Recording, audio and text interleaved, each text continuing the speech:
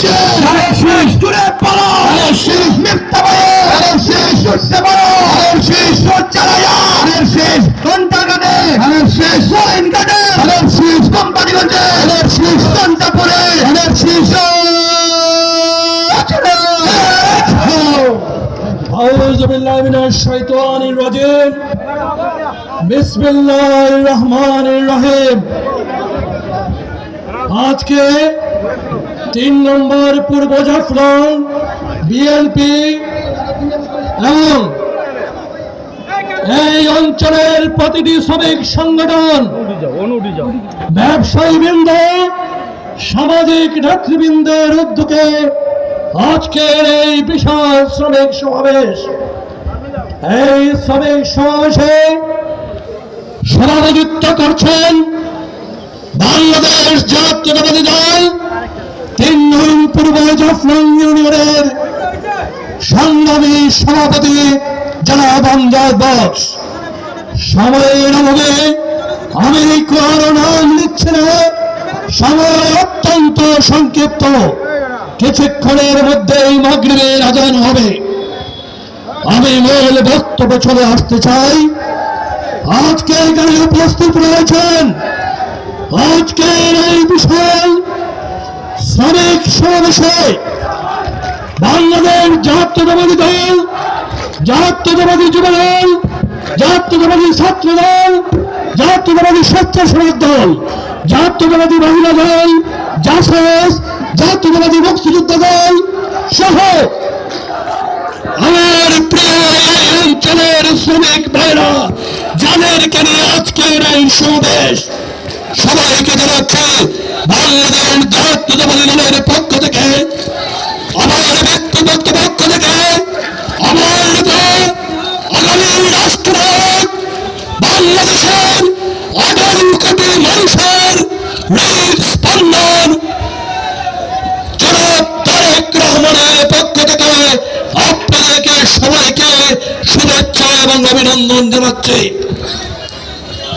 সংগ্রামী শ্রমিক ভাইরা, আমি প্রথমে আপনাদের কাছে জানতে চাইব, আপনারা কি ভালো আছেন? আপনারা কি ভালো আছেন? আপনারা কি ভালো আছেন অঞ্চলে? আমি আজকের এই শ্রমিক ভাইদের যে কণ্ঠ, আমি সিলেটের ডিসি সাহেব সহ জেলা প্রশাসক থেকে শুরু করে সর্বস্তরের প্রশাসনদের প্রত্যেককে, এই সাংবাদিক ভাইরা উপস্থিত রয়েছেন, উপদেষ্টা প্রধান উপদেষ্টা থেকে শুরু করে সকল উপদেষ্টা বৃন্দকে কানে পৌঁছে দিতে চাই, এই শ্রমিক ভাইরা আজকে ভালো নেই। এই শ্রমিক ভাইরা আজ অনাহারে হয়েছে। এই শ্রমিক ভাইরা আজকে প্রতি মুহূর্তে নির্যাতিত হচ্ছে। আর ন্যায্য দাবি আদায়ের কথা বলতে গেলে আছে আছে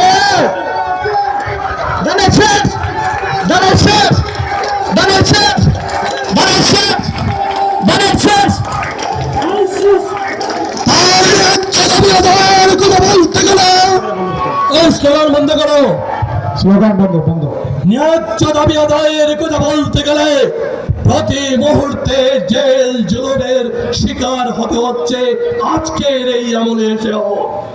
আমরা এই জন্য 17 বছরের সতীশকে তারাই নাই, দাবি আদায়ের কথা বলতে চাইলে জেল জুলুমের শিকার হতে হয়, তাহলে আমরা সেই বাংলাদেশকে এখানে নিয়ে আসার জন্য 70 বছর গুলিবিদ্ধ হই নাই, 70 বছর হাজারো হাজার নেতা কর্মী প্রান্তে নাই, 70 বছর হাজারো লক্ষ নেতা কর্মী এই বাংলাদেশে তার রক্ত জড়ায় নাই, জেল জুলুম নির্যাতনের শিকার হয় নাই, 70 বছর চৌধুরী আলম, আনসার আলী, জুনেদ, দিনার সহ 700 লোক আয়না করে গুম হয় নাই। আমরা কথা বলার স্বাধীনতা চেয়েছি, আমরা আমাদের দাবির পক্ষে কথা বলবো। কথা আপনাদের যদি যৌক্তিক হয়, আমার দাবি যদি যৌক্তিক হয়, সেই দাবি রাষ্ট্রযন্ত্র মেনে নিতে বাধ্য। আমার দাবি যদি অযৌক্তিক হয়, রাষ্ট্রযন্ত্র প্রশাসন সেটা সুস্পষ্টভাবে বলবে এই দাবি অযৌক্তিক, এই কারণে এই দাবি অযৌক্তিক। কিন্তু আমার দাবির কথা বলবো, আর সেই দাবির কারণে কথা বলতে গিয়ে আমার শ্রমিক দলের ভাইদেরকে জেল কেটে হবে। এই অঞ্চলের শ্রমজীবী মেহনতি মানুষকে জেল কাটতে হবে, তার আমরা চাই না। এই বাংলাদেশ, এই সবাইকে এখানে উপস্থিত থাকার জন্য এই সংগ্রামী অবস্থানে কিছু সংখ্যক কুচক্রীরা বিভিন্ন দিকে সমাজের নষ্ট করার জন্য সংসদের কুচক্রী শ্রমিকদের বিরুদ্ধে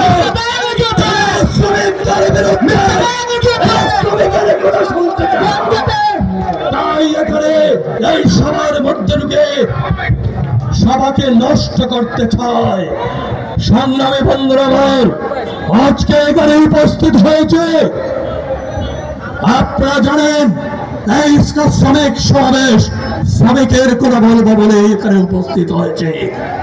আমরা মেহনতি মানুষের পাশে বাংলাদেশ জাতীয়তাবাদী দল অতীতে ছিলাম। শহীদ প্রেসিডেন্ট জিয়াউর রহমানের সময় থেকে, দেশনেত্রী বেগম খালেদা জিয়ার সময় থেকে বাংলাদেশ জাতীয়তাবাদী দল যখনই ক্ষমতায় গিয়েছে, যখনই রাষ্ট্র পরিচালনার দায়িত্ব নিয়েছে, তখনই শ্রম বান্ধব, ব্যবসা বান্ধব পরিবেশ সৃষ্টি করে দিয়েছে। আর এর বিপরীতে বাংলাদেশ জাতীয়তাবাদী দলের বাইরে যারা, সেটা তত্ত্বাবধায়ক সরকার হোক, অন্তর্বর্তীকালীন সরকার হোক, আর বিগত 17 বছরের ফ্যাসিস্ট সরকার হোক, এরা শ্রমবান্ধব নয়, তাই তো শ্রমিকের উপরে নির্যাতন। আমি আজকের এই শ্রমিক সমাবেশ থেকে অনতিবিলম্বে যে সকল শ্রমিক ভাইদের উপর মামলা হয়েছে, সেই সব মামলা তুলে নেওয়ার দাবি জানাচ্ছে। আজকের পর থেকে অনাহারে হরতালে থাকা আবার শ্রমিক ভাইদের উপর কোন ধরনের জুলুম নির্যাতন হলে বাংলাদেশ জাতীয়তাবাদী দল মুখ বুঝে বসে থাকবে না, এই প্রতিশ্রুতি আপনাদেরকে দিচ্ছি। আমরা কোনো অন্যায় দাবি এরা করছে না।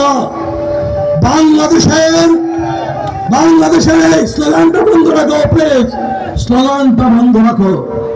বাংলাদেশ সৃষ্টির আগ থেকে দীর্ঘ সময় ধরে এই গোয়েন্দার জনতা, কোম্পানিগঞ্জের মানুষ, এই জাফলংয়ের মানুষ, মুলাগঞ্জের মানুষ, বিশ্রাম মন্দির মানুষেরা উজান থেকে যখন পাথর নেমে আসে, সেই সকল পাথর আহরণ করে, এটা কোনো অন্যায় কোনো বিষয় নয়, এটা আল্লাহ প্রদত্ত এই অঞ্চলের মানুষের জন্য দান করেছেন। আমরা পরিবেশকে ঠিক রাখবো। কোন ধরনের লুটপাটে বাংলাদেশ জাতীয়তাবাদী দল কাউকে উৎসাহিত করে না, এবং কেউ যদি লুটপাটের সাথে শরিক হয়, তাদেরকে আমরা কঠিন ভাষায় এরই মধ্যে আমরা অনেককে বহিষ্কার করেছি, অনেককে দল থেকে বের করে দিয়েছি। কিন্তু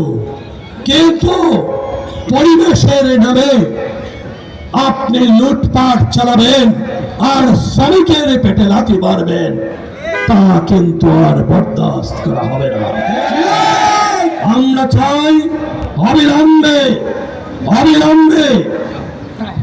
আপনাদের যে বিধিমালা রয়েছে, সেই বিধিমালার মোতাবেক আপনারা প্রচলিত সনাতন পদ্ধতিতে যেভাবে আগেও পাথর আহরণ করেছে শ্রমিকেরা কোয়ারিগুলোতে। আপনারা লেজ দেবেন, সরকার লক্ষ কোটি টাকার রাজস্ব, হাজার হাজার কোটি টাকা এখান থেকে রাজস্ব পাবে। একদিকে সরকারকে রাজস্ব বঞ্চিত করা হচ্ছে, আরেকদিকে শ্রমিকের পেটে লাথি মারা হচ্ছে। এটা তো কাম্য নয়। আরেকদিকে এলসি করা হচ্ছে, সেই এলসি থেকে নিম্নমানের পাথর আসছে। এটা তো কাম্য নয়। তো আমরা অবিলম্বে পাথর কোয়ারিগুলোকে প্রচলিত সনাতনী পদ্ধতিতে আপনাদের বিধি মোতাবেক আমরা খুলে দেওয়ার জন্য আপনাদের কাছে আহ্বান জানাবো। আমরা বাংলাদেশ জাতীয়তাবাদী দল